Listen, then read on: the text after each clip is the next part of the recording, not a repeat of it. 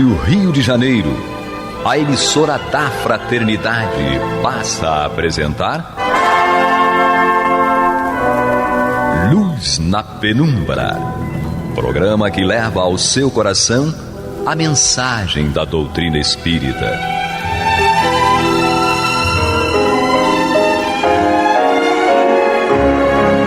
E com vocês, Eduardo Araújo, para o estudo de O Livro dos Médiuns, da obra codificada por Allan Kardec.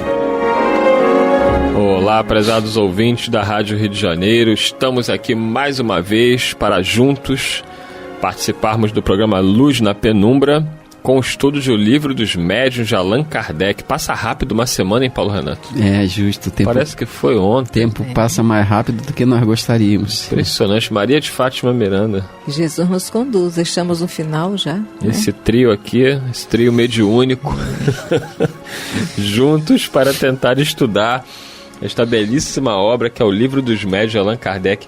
É um livro que chama muita atenção porque a mediunidade é algo que desperta muito interesse. Eu lembro que quando eu conheci a doutrina espírita, que eu comprei esse livro, eu falei, meu Deus, o que tem nesse livro aí, né? Que é o livro dos médiuns.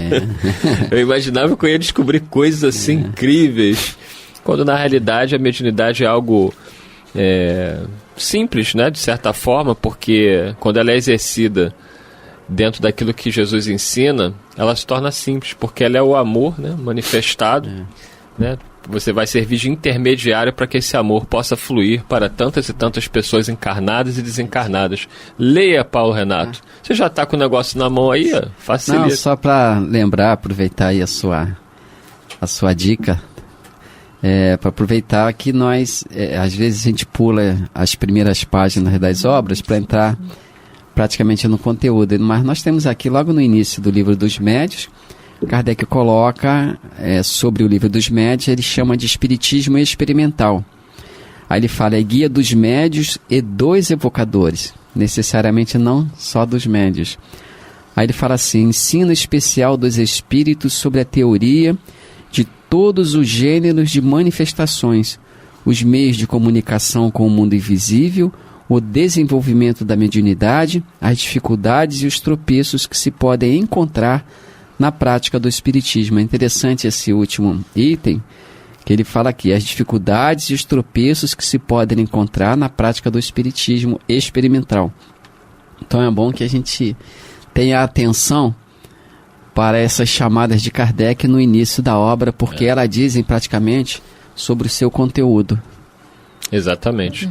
E o Livro dos Médiuns, ele traz essas dicas, esse roteiro para a gente se conduzir bem no que diz respeito à mediunidade.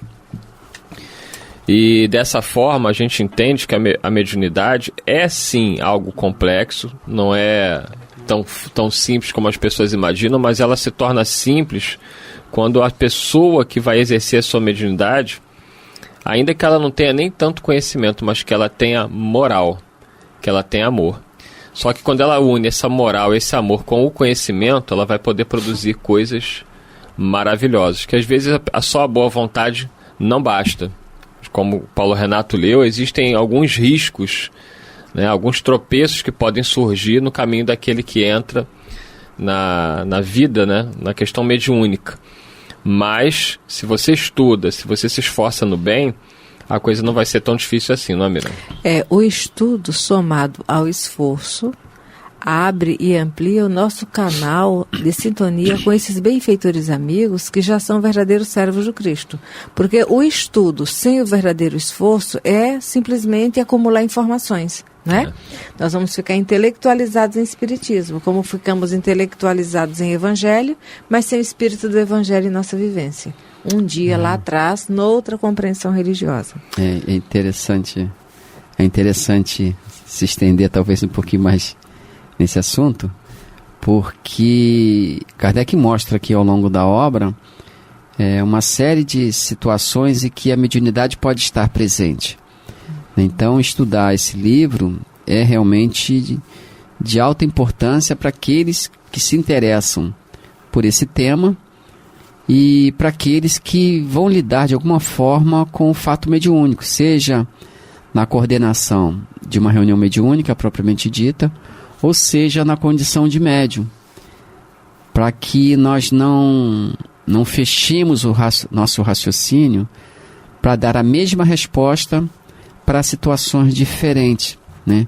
É preciso observar como o fato mediúnico se dá na pessoa em que se está dando, porque de pessoa para pessoa o fenômeno apresenta características muito sutis.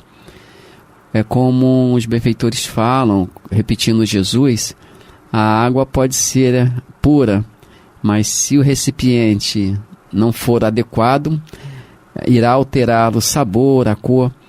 Então, o fato mediúnico será sempre um espírito desencarnado comunicando-se pelo pensamento com um espírito encarnado. Mas essa comunicação pode trazer, digamos assim, dependendo da pessoa, né, do seu estado emocional, psicológico, pode trazer algumas perturbações momentâneas e que, sem o conhecimento de como a mediunidade se dá, a pessoa não vai saber nem como buscar ajuda, né? Vai se envolver numa situação de perturbação que ela vai tentar sair dela por ela mesma e dificilmente conseguirá. Então, o conhecimento espírita, o conhecimento desses fatos, ajuda inclusive não para que a pessoa possa resolver o próprio problema, mas para que a pessoa saiba buscar onde encontrar os recursos para resolvê-los ou atenuá-los. E é isso aí. Então vamos pegar o seu livro dos médios, que já estamos convencidos que ele é muito importante. No seu capítulo 31, estamos lá na segunda parte, no capítulo 31, finalzinho já do livro, nas dissertações espíritas. Nós vamos ler hoje a 4ª mensagem de um espírito familiar. Ele não deu aí o nome dele, disse apenas que era um espírito familiar. E ele coloca o seguinte na mensagem: se Deus envia os espíritos a instruir os homens, é para que estes se esclareçam sobre os seus deveres. É para lhes mostrarem o caminho por onde poderão abreviar suas provas e, conseguintemente, apressar o seu progresso. Ora, do mesmo modo que o fruto chega à madureza, também o homem chegará à perfeição. Será que até o Eduardo vai chegar à perfeição, Paulo Renato? É possível, acho que sim. É possível, né? É um desafio, mas Deus vai fazer considerar essa possibilidade. Ele me deu esperança, então vamos lá. Continua aqui o espírito. Porém, de par com os espíritos bons, que desejam o vosso bem, há igualmente os espíritos imperfeitos, que desejam o vosso mal. Aí complica, hein? Você já viu que vai ficar mais difícil. Não vai... O negócio não vai ser fácil. Ao passo que uns vos impelem para a frente, outros vos puxam para trás. A saber distingui-los é que deve aplicar-se toda a vossa atenção. É fácil o meio. Trata-se unicamente de compreenderdes que o que vem de um espírito bom não pode prejudicar a quem quer que seja, e que tudo o que seja mal, só de um mau espírito pode provir. Se não escutardes os sábios conselhos dos espíritos que vos querem o bem, se vos ofenderdes pelas verdades que eles vos digam, evidente é que são maus os espíritos que vos inspiram. Só o orgulho pode impedir que vos vejais quais realmente sois. Mas se vós mesmos não o vedes, outros o veem por vós. De sorte que, então, sois censurados pelos homens, que de vós se riem por detrás, e pelos espíritos. E aí, Maria de Fátima Miranda, como é que a gente faz aí? Porque se tem os bons que nos impedem para o bem, tem os maus. E muitas vezes a gente acaba se deixando levar pelos maus. Porque nós temos intimidade com o mal. Não é? Nós temos intimidade com o mal, porque a Terra, ela tem uma direção sóbria e pura, que é Jesus e seus amigos. ele não minimiza esforços no propósito de nos envolver, de nos convidar, de nos auxiliar. Mas somos muito impressionados pelo que oferecemos aos outros, né? Então a nossa inabilidade, nossa imaturidade e os nossos pendores ainda muito sofridos nos faz temer o mal e não nos ligar no amor do Cristo, porque nenhuma falange do mal na terra, ela compõe mais do que a falange do Cristo. Mas nós não temos sintonia com a proposta de Jesus ainda, e trazemos a consciência de culpa, não é? Trazemos os nossos credores, e a fila dos nossos credores é maior do que a do SUS antigamente. Esse é o nosso desafio. Mas aos poucos, depois de muito sofrer e com o amparo da razão, né? A razão iluminada pela mensagem coerente de Jesus, nós vamos começando a nos permitir sentir esse bem que ele nos traz. É interessante que, lendo essa mensagem, alguém pode considerar que ao lado de espíritos bons que nos ajudam, Deus teria colocado espíritos maus para nos estimular à prática do bem, para avaliar a nossa boa vontade, a nossa persistência na realização do bem. Não é assim, como você mesmo falou, Miranda. As nossas inclinações é que fazem com que nós simpatizemos com esse ou aquele espírito. Sim. O dia a dia é uma amostra disso. Às vezes a gente lida com o mundo espiritual como se fosse, embora dentro da doutrina, mas lida como se fosse um mundo à parte, né? Seres que vieram de outro lugar, com outras qualidades, com outras virtudes, com outros vícios, mas não é a mesma humanidade. Sim. Então, se nós quisermos lidar com o mundo espiritual de uma forma melhor, com menos perturbação no nosso campo psicológico, emotivo, nós temos que analisar a nossa convivência entre os encarnados. Então, de alguma forma, aprendendo a lidar com as pessoas que estão ao nosso lado, nós aprenderemos a lidar conosco mesmo, porque virtudes e defeitos a gente fica trocando o tempo todo, né? No sentido de que eu tenho virtudes, às vezes, que o meu colega não tem, que o meu companheiro, companheira não tem. E ela, por sua vez, a pessoa que está ao nosso lado, seja quem for, também tem virtudes e defeitos que eu não tenho. Então, um analisando o outro pode crescer. Até no Evangelho, no capítulo 10, se eu não me engano, fala sobre isso, de observar os defeitos dos outros, né? Quando o fazemos para proveito próprio, é ótimo, e é assim que deve ser feito. Mas a maneira de nós pensarmos os nossos desejos, naturalmente vão nos aproximar desse ou daquele grupo social no campo da nossa vivência na Terra ou no campo do mundo espiritual mesmo. No livro dos Espíritos, quando fala sobre a influência que os Espíritos exercem na nossa vida, né, nos familiares, etc., nós temos algumas questões, 495, por exemplo, 496, né, e até 498 em diante. Mas tem a 496 que os Espíritos falam assim: o Espírito que abandona o seu protegido, que deixa de lhe fazer o bem, pode lhe fazer o mal? Né? Quer dizer, todos nós temos protetores, espíritos amigos. Eles nos abandonam diante da nossa rebeldia, abandonam aí entre aspas, né? Abandonar aí tem o sentido de que não consegue mais nos auxiliar porque nós nos fechamos numa outra faixa de interesse. Então ele deixa que nós sigamos o nosso curso, até que uma hora nós o chamemos de volta, pelo mecanismo da prece, né, através da educação, da dor educadora. Então ele se faz novamente presente. Mas a pergunta é essa: o espírito que abandona seu protegido, que deixa de lhe fazer o bem, pode lhe fazer o mal? Aí os espíritos responderam: os bons espíritos nunca fazem o mal. Deixam que o façam aqueles que lhes tomam lugar. Pois é. Costumais então lançar a conta da sorte as desgraças que vos acabrunham, quando só sofreis por vossa culpa. Aí na 497 ele fala: Pode um espírito protetor deixar o seu protegido à mercê de outro espírito que lhe queira fazer mal? Resposta: os maus espíritos se unem para neutralizar a ação dos bons. Mas se eu quiser, o protegido dará toda a força ao seu protetor. Pode acontecer que o bom espírito encontre alhures uma vontade a ser auxiliada, uma boa vontade a ser auxiliada.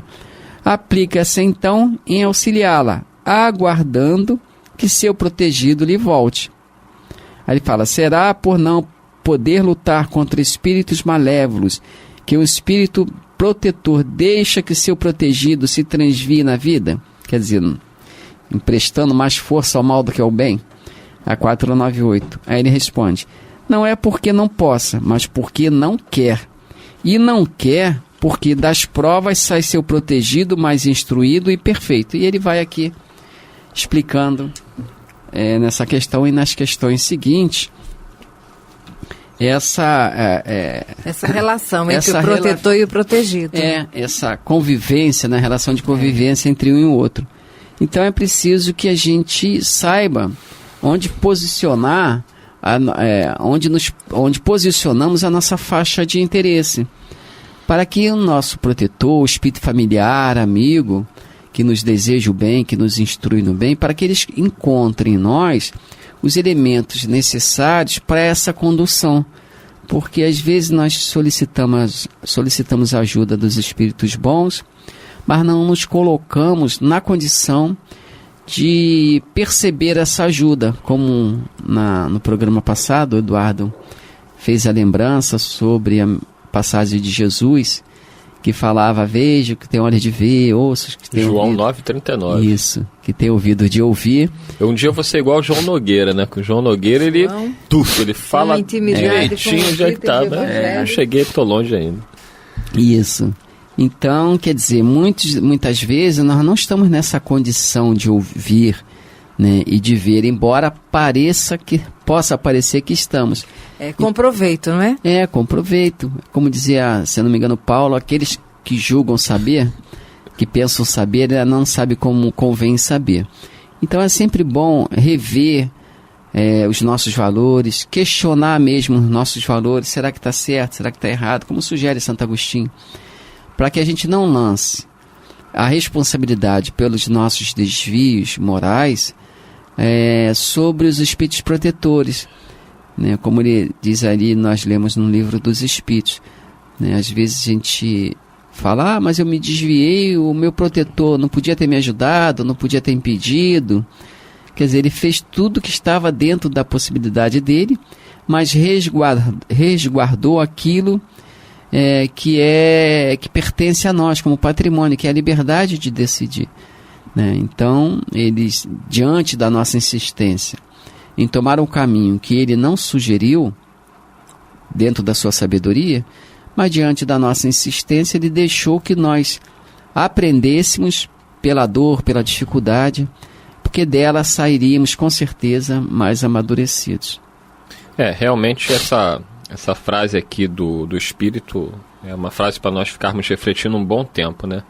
Ele diz: só o orgulho pode impedir que vos vejais quais realmente sois.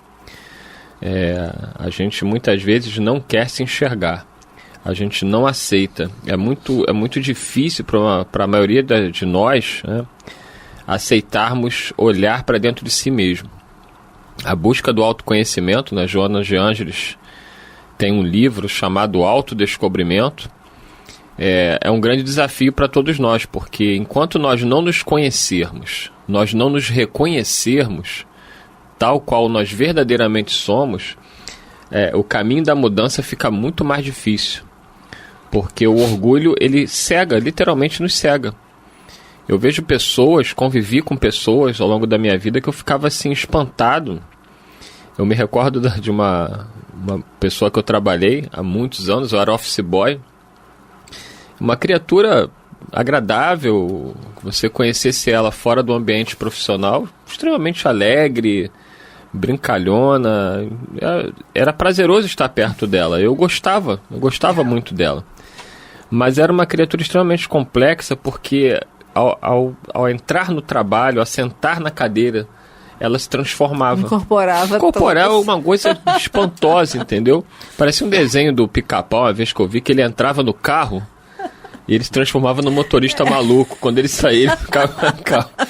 Aí eu olhava aquilo e ela perseguia as pessoas, ela prejudicava pessoas que não servissem a ela como ela achava que deveria ser servida. Lidar com poder é algo muito difícil, né? A pessoa exercer qualquer tipo de poder e ser humilde e pensar no próximo não é uma tarefa fácil. E aí eu me recordo que chegava às 18 horas, que era a hora da Ave Maria, ela é muito católica, ela parava todas as maldades, pegava o terço, botava na oração da Ave Maria, escutava solenemente, e eu estupefato, olhando para ela sem acreditar. Eu falei assim, ou ela é louca, eu não sei. Todas as horas deviam se chamar Maria. E eu todo dia com a criatura trabalhando, eu era office boy, ela era tesoureira da empresa. Aí acabava a oração das 6 horas, ela já começava a se transformar de novo, as perseguições continuavam, eu falava, meu Deus, será que ela não enxerga? Tem que ter mais vezes para orar durante o dia. Eu não tinha conhecimento, eu estava começando na doutrina, mas eu ficava olhando assim, gente, será que ela não enxerga que ela está tendo uma conduta completamente absurda? Como é que uma pessoa pega o terço, ora de forma contrita ali, e logo em seguida ela começa um processo de perseguição a tudo e a todos? Que é o que o Espírito fala, né? Só o orgulho pode impedir que vos vejais quais realmente sois. É por isso que a Madre Teresa, de repente, no regulamento da ordem, ela colocou que a cada 3 horas uma pausa de 15 minutos para a oração, para ninguém perder o foco. É interessante que essa dissociação, por isso que os Espíritos falam na questão anterior, né, sobre resgatar o espiritualismo. O próprio Livro dos Espíritos, na conclusão, eles falam, tem uma passagem que eles falam sobre isso também. Né? Parece uma coisa meio estranha, Pode ver. vindo da doutrina espírita, né? Mas ele fala assim, lá na conclusão, no item 9 do Livro dos Espíritos: as comunicações com os seres de além-túmulo deram em resultado fazer-nos compreender a vida futura, fazer-nos vê-la iniciar-nos no conhecimento das penas e gozos que nos estão reservados, de acordo com os nossos méritos, e desse modo encaminhar para o espiritualismo os que no homem somente viam a matéria. Quer dizer, quando ele fala em encaminhar para o espiritualismo, ele não está falando só sobre os materialistas em si, mas muitas vezes sobre os próprios espiritualistas, porque desassociaram a religião, né, os seus valores, da vida diária. Né? Então, na vida diária, às vezes, tem um comportamento que é semelhante ao ateu. Mas na sua vida religiosa, na sua prática religiosa convencional, ela tem aquilo que você observou nessa menina aí na sua chefia. Ela o fazia não por maldade em si. Claro, ela tinha as suas inclinações, que não cabe discutir, mas no campo da discussão, né, no campo do entendimento religioso, ela não conseguia ver que a religião é para uma prática diária, para uma vivência diária. Então, ela realmente não conseguia ver. Aqui o Espírito fala assim, que se a gente não vê os nossos erros, outros verão por nós. Né? Então é importante considerar isso, procurar entender esse mecanismo da mente quando trata de interesses particulares. Por isso que a doutrina espírita é tão rica, porque ela lança a luz realmente na questão que ele chama aqui do espiritualismo. A doutrina não nos convoca a uma contemplação, mas nos convoca a uma vivência diária dos ensinamentos. E eu estou aqui contemplando o relógio, que o Paulo Renato não olha para ele, e o relógio nos diz que, infelizmente, nós chegamos ao final de mais um programa, mas não fiquemos tristes, semana que vem tem mais. O programa está aí disponível para você ouvir pela internet, no nosso canal do YouTube da Rádio Rio de Janeiro. Vai lá, Luz na Penumbra, com estudos do Livro dos Médiuns. Semana que vem, juntos estaremos, se Deus quiser, novamente. Muito obrigado ao Paulo Renato. Maria de Fátima Miranda e ao Serginho na técnica. Muita paz, prezados ouvintes. Você está ouvindo o programa Luz na Penumbra.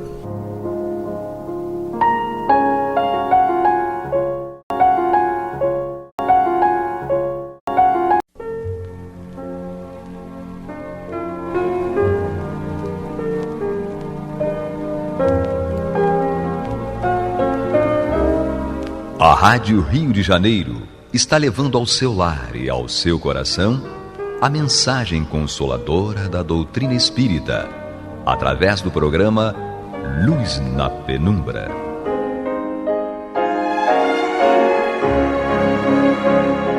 E agora com vocês, César Augusto Lourenço Filho, para comentar os textos da Revista Espírita de Allan Kardec, no período de 1858 e 1869.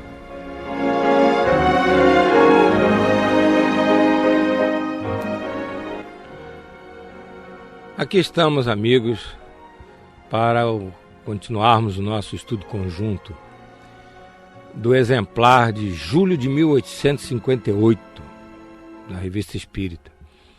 A matéria intitulada Espíritos Imperfeitos, o falso Padre Ambrósio, da qual nós nos ocupamos nos 3 programas anteriores. Neles, Kardec iniciou estudo e pesquisa em torno de uma matéria jornalística publicada em um periódico espiritualista da época, na qual se manifestaram 2 espíritos que ele, Kardec, desconfiou tratar-se de impostores, e a matéria da Revista Espírita demonstra que realmente eram impostores, como estão vendo aqueles que vêm acompanhando o programa.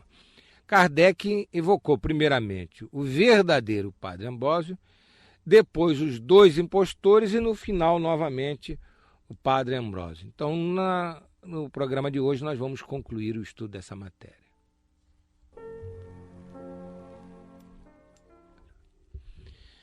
Vejamos então como Kardec desenvolve o seu diálogo com esses impostores. Vamos voltar ao texto da revista e Kardec começa fazendo a chamada evocação, evocando o Espírito. Rogamos a Deus Todo-Poderoso, permita que o Espírito que tomou o nome de Padre Ambrósio venha comunicar-se conosco. E a resposta foi: aqui estou, mas não me queirais confundir. Kardec continua indagando: és realmente o Padre Ambrósio? Em nome de Deus te conjuro a dizer a verdade. Não, responde o Espírito. Kardec pergunta: que pensas do que disseste em seu nome? Em nome do Padre Ambrósio, parêntese nosso. Penso como pensavam os que me escutavam, responde o Espírito. Por que te serviste de um nome respeitável para dizer semelhantes tolices? Kardec insiste. Aos nossos olhos, os nomes nada valem, respondeu o Espírito. As obras são tudo. Como pelo que eu dizia, podiam ver o que eu era realmente, não liguei importância à substituição do nome. Por que não sustentas a impostura em nossa presença? Kardec pergunta. Porque minha linguagem é uma pedra de toque com a qual não vos podeis enganar. E Kardec faz a seguinte observação após essas perguntas e respectivas respostas. Por diversas vezes nos foi dito que a impostura de certos espíritos é uma prova para a nossa capacidade de julgar. É uma espécie de tentação permitida por Deus, a fim de que, como disse o Padre Ambrósio, o homem se habitue a distinguir o verdadeiro do falso. Isso está em itálico. O homem se habitue a distinguir o verdadeiro do falso.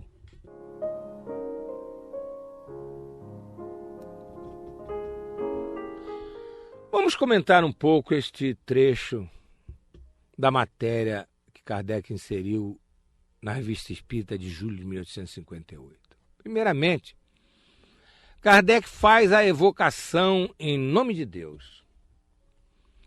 Isso pode parecer assim um pouco religioso, digamos. Mas a verdade é que quando nós fazemos uma reunião mediúnica, nós estamos interagindo dois mundos, dois planos, até de natureza energética, o plano material e o plano espiritual. Nós estamos fazendo a conexão dos encarnados com os desencarnados. Então é uma coisa realmente importantíssima, uma coisa séria. E tudo isso está submetido a quê? Às leis de Deus. Então nós aproveitamos para comentar que talvez não seja realmente nenhuma característica de religião a criatura se dirigir ao seu Criador. Não é? Nós nos dirigimos a Deus, nós não estamos cometendo um ato religioso, nós estamos cometendo um ato de ligação com o nosso Criador, com a inteligência suprema. Então, se quisermos, chamamos isso de um ato religioso. Já dentro da etimologia da palavra religião, religar e tal, tudo bem. Mas se não quisermos, também tudo bem. Se uma pessoa que até nem é religiosa, mas crê em Deus, né, a pessoa se dirige a Deus, ela está fazendo realmente alguma coisa de extrema importância. Voltamos a dizer, a criatura se ligando ao seu Criador. Ainda comentando o texto da revista, reparemos que houve um pronto atendimento por parte do Espírito. Ele foi invocado em nome de Deus e estava ali já. Ele já se encontrava presente, imediatamente se manifesta. Isso é uma demonstração de que a pátria espiritual superior havia, em nome de Deus, digamos assim, por permissão de Deus, já havia conduzido aquele espírito ali, já havia permitido que aquele espírito, criado as condições propícias para que aquele espírito se manifestasse. E o espírito, ao se manifestar, ele mostra logo que não quer que Kardec o confunda, que Kardec, digamos assim, queira botar na cabeça dele coisas que ele não está a fim de colocar. Enfim, ele já foi logo dizendo a Kardec, eu não estou a fim de acreditar no que você me diz, de você me convencer das coisas. Quer dizer, o espírito se mostra logo de pé atrás, digamos assim, com Kardec. Por que ele se mostra assim? Porque Kardec tinha, diante desse espírito, aquela autoridade moral que é importante que a criatura tenha quando se dispõe ao trato com os espíritos. Vamos voltar a isso mais adiante. Então, ele justifica a sua atitude de enganar, depois que Kardec faz aquela pergunta a respeito das intenções, digamos assim, dos espíritos. Ele justifica a sua atitude de enganar aquelas pessoas da reunião que ele se apresentou como Padre Ambrósio, pelo despreparo das pessoas que haviam lidado com ele na ocasião. Então, ele lá naquela sessão que fizeram, que saiu a matéria no jornal espiritualista da época, como a gente tem visto, o espírito disse... Sabia que aquelas pessoas, apesar de sérias, terem boa vontade e tal, elas não tinham preparo para poder até desmascará-lo. Agora, com relação a Kardec, não. Kardec ele estava respeitando, porque sabia que, digamos assim, Kardec era do ramo, né? Kardec conhecia da coisa, então não ia se deixar enganar.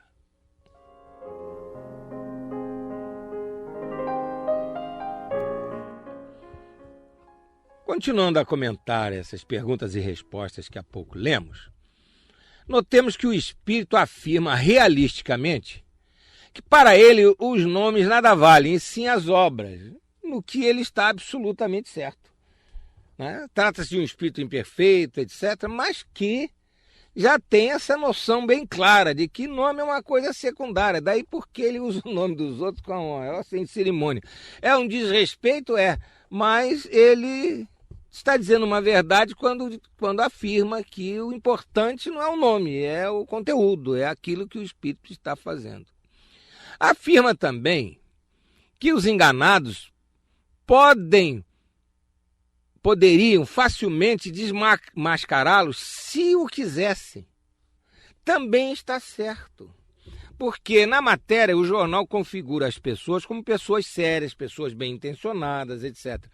Então, se essas pessoas não tivessem sido místicas, de acreditar logo que se tratava de Padre Ambrósio, se essas pessoas tivessem feito com o Espírito o que Kardec está fazendo com ele, elas teriam perfeitamente desmascarado. E ele próprio, o Espírito impostor, diz isso. Se elas quisessem, elas teriam me checado e teriam descoberto que eu realmente não era o Padre Ambrósio, mas não fizeram isso, foram crédulas, foram dóceis. Diz então que a ele, Kardec, não conseguiria enganar, por isso não tentou. Quer dizer, o Espírito foi evocado por Kardec, chegou, viu com quem estava lidando, né? Sobre quem estava diante dele, diz, não, esse aí não dá nem para eu pensar em enganar, quanto mais enganar. Nós vamos ler novamente e comentar a observação lida há pouco no final das perguntas. Kardec falando, por diversas vezes nos foi dito por quem? Parêntese nosso. Pela espiritualidade que o assistia. Fechando parênteses. Nos foi dito que a impostura de certos espíritos é uma prova para a nossa capacidade de julgar.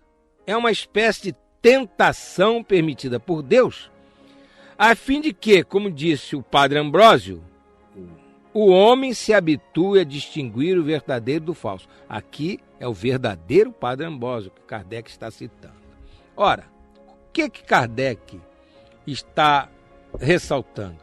Que ele já havia sido alertado pelos espíritos superiores, no seu trabalho de codificação, que ele precisaria enfrentar essas situações de espíritos enganadores, mistificadores, para justamente ele desenvolver a capacidade de entender e descobrir, entrar no mérito, perquirir e poder ter, então, segurança nas suas experimentações, no seu trato com a pátria espiritual, uma segurança muito grande na avaliação da natureza do espírito, do nível do espírito em termos intelectuais, em termos morais, para poder, então, aí trazer para a doutrina aquilo que fosse trigo e deixasse para lá o joio.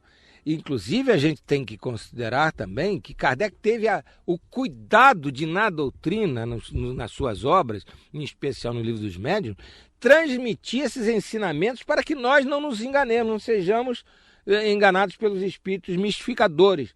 Então, quem estuda verdadeiramente doutrina espírita só é enganado por algum espírito impostor se o desejar, se for descuidado, se não aplicar todas aquelas orientações que Kardec nos dá sobre como lidar com os espíritos. Quanto a essa advertência, digamos assim, de Kardec, nós podemos nos lembrar do que disse Jesus a respeito desse tipo de coisa. Devíamos ser mansos como as pombas e prudentes como as serpentes. Então, é o tipo do ensinamento de Jesus que precisa ser levado muito a sério quando nós formos tratar com os espíritos desencarnados. E sem paranoia, sem nenhuma distorção psicológica, esse mesmo tipo de cuidado de sermos mansos como as pombas e prudentes como as serpentes, a gente precisa ter com os encarnados também. E já que estamos citando o Evangelho de Jesus, vamos lembrar também do orai e vigiai, ou do vigiai e orai. O importante é que façamos as duas coisas para distinguir o verdadeiro do falso. Então a gente precisa estar em boa sintonia com os espíritos superiores para sermos assistidos, por exemplo, se estivermos lidando com um espírito desencarnado, altamente intelectualizado, daquele espírito ardiloso, aquele espírito maquiavélico, que se o dirigente da reunião não estiver muito seguro, se ele não estiver muito bem assistido, ele pode ser realmente enganado, porque se trata de um espírito preparado para enganar os outros, tem capacidade grande de enganar. Então, o dirigente da reunião precisa ter uma capacidade grande de não ser enganado, seja pelo seu conhecimento próprio de doutrina espírita, pela sua experiência de reuniões espíritas, como também pela assistência espiritual de que se faça merecedor pelas atitudes, pelos pensamentos, pelos atos da sua vida.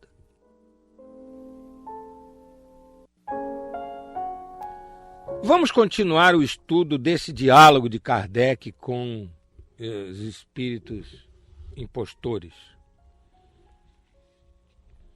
Que pensas de teu companheiro, o falso Clemente XIV? Não merece mais do que eu, responde o impostor que se fazia passar por Padre Ambrósio. Ambos necessitamos de indulgência. E Kardec, então, faz o seguinte, invoca o outro. Em nome de Deus Todo-Poderoso, eu lhe peço que venha.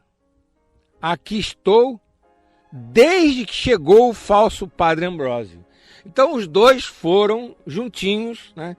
Eles que juntinhos haviam enganado aquelas pessoas da reunião que foi parte da matéria do Jornal Espiritualista. Eles, quando invocados por Kardec, os dois foram juntos. A parte espiritual superior permitiu, inclusive considerando certamente que seria mais proveitoso para os estudos de Kardec, que os dois fossem lá unir carne para se apresentar e dialogar com Kardec. E continua Kardec perguntando, por que abusaste da credulidade de pessoas respeitáveis para dar uma falsa ideia da doutrina espírita?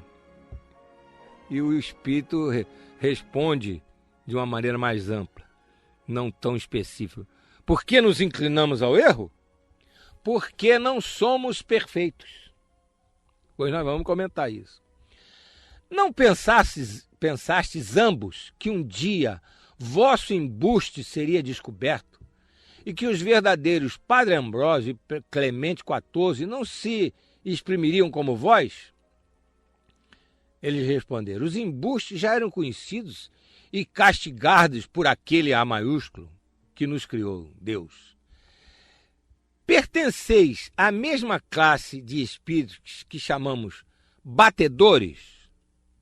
Kardec, os espíritos falaram, não, pois ainda é necessário raciocínio para fazer o que fizemos em Nova Orleans. Nova Orleans foi a cidade onde eles enganaram aquelas criaturas.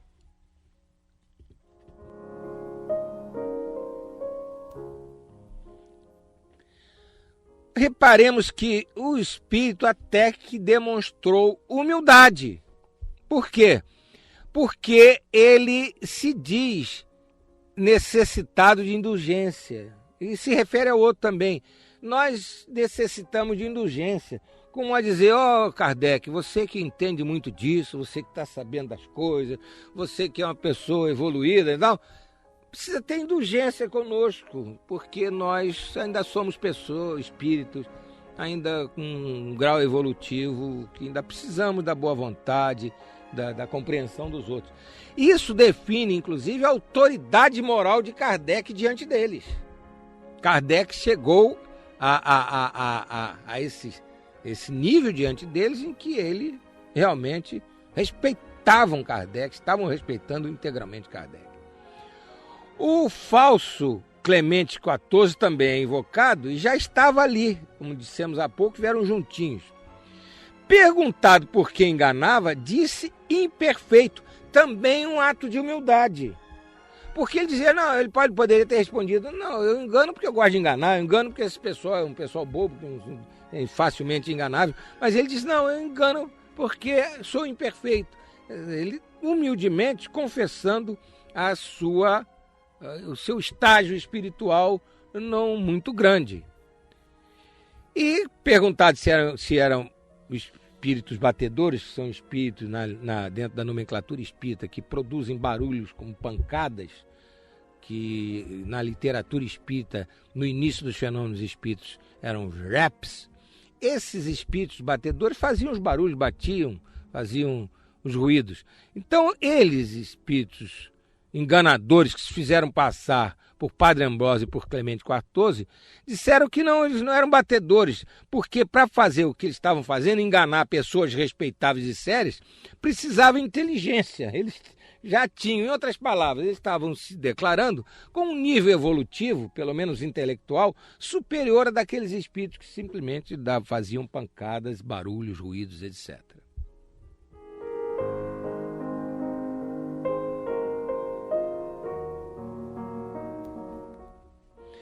A matéria da revista de julho de 1858 termina com um diálogo entre Kardec e o verdadeiro Padre Ambrósio, que volta a se manifestar. Então, vamos ver o que o verdadeiro Padre Ambrósio fala. Kardec pergunta a ele, esses impostores vos estão vendo aqui? Sim, e sofrem o meu olhar. São eles errantes ou reencarnados? Errantes. Não são suficientemente perfeitos para o desprendimento, caso estivessem encarnados. E vós, Padre Ambrósio, em que estado vos encontrais? Encarnado no mundo feliz e desconhecido para vós.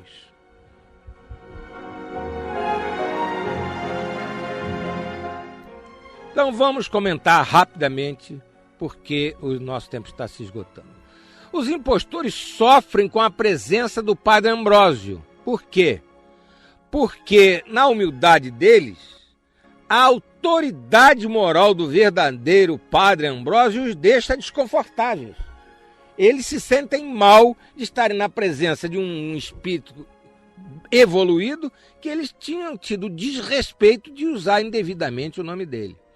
Quando Kardec pergunta se eles eram espíritos errantes, ou seja, se estavam desencarnados, ou se eram espíritos encarnados que vinham se manifestar naquela sessão de Kardec, ele estava falando de um fato que é perfeitamente possível. Uma pessoa encarnada pode se manifestar numa sessão espírita. Mas acontece que o verdadeiro Padre Ambrósio diz que eles não estavam ainda, mesmo se eles estivessem reencarnados, que eles não estavam, eles estavam desencarnados realmente. Mas se eles estivessem reencarnados, eles não teriam suficiente emancipação do corpo, eles não teriam condição evolutiva para se emancipar do corpo, e mesmo encarnado, eles virem para se manifestar na sessão. Essa palavra espírito errante é usada na doutrina espírita não para um espírito que desencarna e fica perdido aí no mundo do espírito, não é isso não. Errante é um termo técnico que define o espírito entre uma reencarnação e outra. Isso aqui é um espírito errante. Quer dizer, um espírito que está na erraticidade, que é um sinônimo de pátria espiritual.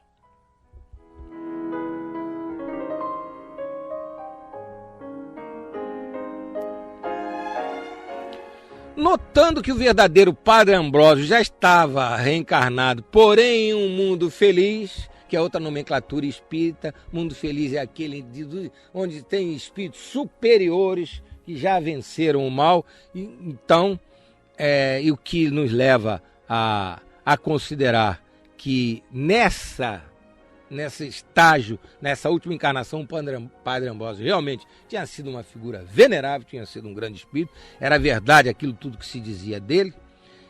Ressaltando isso, nós nos despedimos por hoje e no próximo programa, então, nós iremos iniciar um outro assunto desta maravilhosa revista espírita, rica de ensinamentos para o nosso esclarecimento, para o nosso progresso espiritual.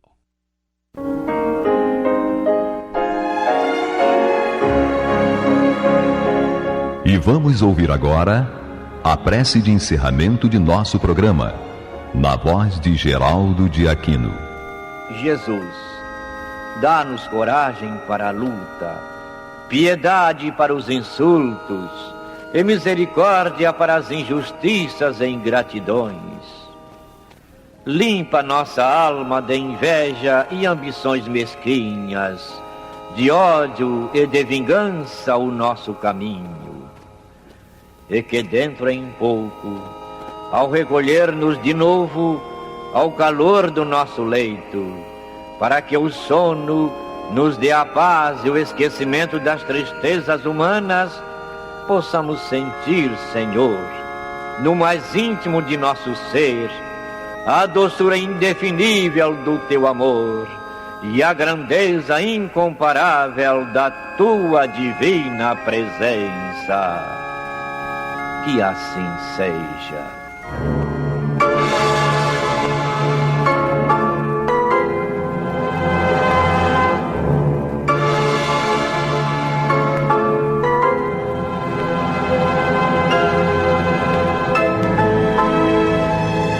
Acabamos de apresentar o programa Luz na Penumbra, que voltará a ser apresentado amanhã às 21 horas nesta emissora.